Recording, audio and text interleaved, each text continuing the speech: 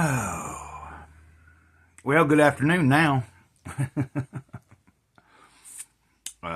Whatever time of day it is that you're watching this, but it's particularly afternoon when I'm going to make this video. I'm going to read from Jesus Calling today. I already did a video earlier for the fifth agreement, and we actually got into the actual fifth agreement. Be skeptical, but learn to listen.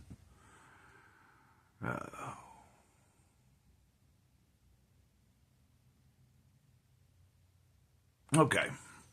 I hope you're all doing all right. And welcome to this channel, Gray Cloudy Day. I am Gray Cloud, Sage of the Eternal Moment. And you know, Sage is no spectacular title, really. It's just, you know, when you look it up, it just means someone that's kind of lived or has a certain particular wisdom in maybe a certain thing, or I don't know. I shouldn't worry about what people think, because the title was given to me by the Spirit, you know, itself. So I've explained that before. You know, in the beginning, that was your Gray Cloud, the gift-giving scribe. And then a few years ago, it's time to move on to a new level. It's all about learning to stay focused in the moment I'm in the day I'm in that split second of time. You know, being aware this is really the only thing that I have. Everything else is fleeting. You find eternity in the moment. Let's see, December 1st. I love you with an everlasting love which flows out from the depths of eternity. Before you were born, I knew you. Ponder the awesome mystery of a love that encompasses you from before birth to beyond the grave. If anybody knows anything about Gray Cloud, you would know that I came to understand that I have been and always will be, that I was before I got here. Before I was physically born, I was. Anyway, modern man has lost the perspective of eternity.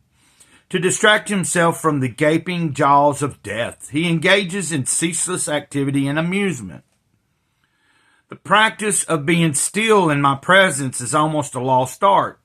Yet it is this very stillness that enables you to experience my eternal love. You need the certainty of my loving presence in order to weather the storms of life. During times of severe testing, even the best theology can fail you if it isn't accompanied by experiential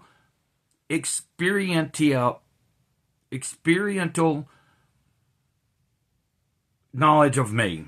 Sorry, I don't know if I'm pronouncing the word right, but it means intensive, like, you know, like do it like whatever you're studying, doing some intense studying of it, doing some research, being like immersed in it, kind of, you know. So, the ultimate protection against sinking during life storms is devoting time to develop your friendship with me. And then there's only two reference scriptures on this particular reading. It's Jeremiah 31, verse 3, and then Lamentations 3:22 through 26. Oh, man. Yeah, so, you know, like sometimes, you know, like I don't go around talking about pre-birth memories and all that kind of stuff very often. But I have mentioned it from time to time here on the video. I've mentioned it probably in some live streams at some point. I've encountered plenty of other people that have similar knowledge or similar glimpses of knowing that they existed before they arrived, you know. Because like you can find that an underlying theme in a lot of different cultures and spiritual practices. But for me to be able to point it out and say you can look at it biblically as well. There's many different things within the biblical terms and scripture that refer to your existence, like, and being known of before you got here, before you was physically in this world. You were somewhere, You didn't just magically appear one day because your mom and dad got together. Well, I mean, that is part of the magic, isn't it? Maybe I'm getting a little out there. Maybe you're going to come in the comments and go, Great Cloud, you're being new age. Well, you know what? You work on how you connect to God, and I'll work on how I connect. It's worked all my life. Big Kahuna is there. And you ain't got to believe in Big Kahuna. You ain't got to believe in anything. Because it's still going to be there whether you believe it or not. It's kind of like when I was reading in the Fifth Agreement earlier today. The truth does not need me to believe in it. The truth will be the truth regardless if anybody believes in it. Lies are what crave our attention. Lies are what want us so bad to believe. Lies. And it's good to question. It's good to question your own life, your own beliefs. You know, some people just walk around aimlessly. Some people don't believe in anything at all. Some people don't even believe in not believing. Like they don't even care. Like they don't even have a atheistic belief. They just go around floating around kind of like they don't have a clue about anything.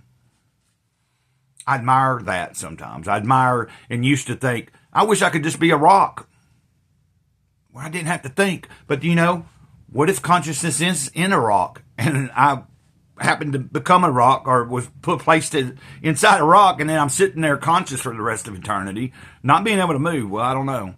But I'm just meaning, in my mind, I was thinking I'd rather just be that rock right there that don't have to think about nothing. But it is a gift to be able to analyze, to be able to process, to at least have, even if it's a limited amount of free will. Free will happens in the moment of choice.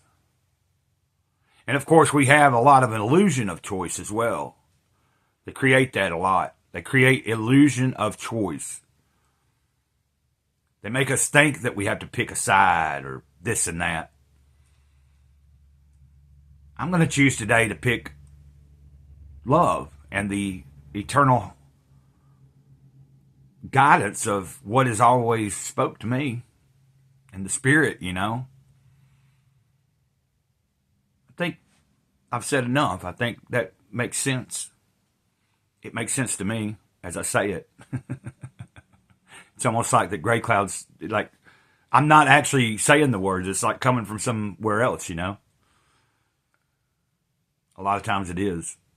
So until next time, Great Cloud's back in the house now. Over and out. Ditto.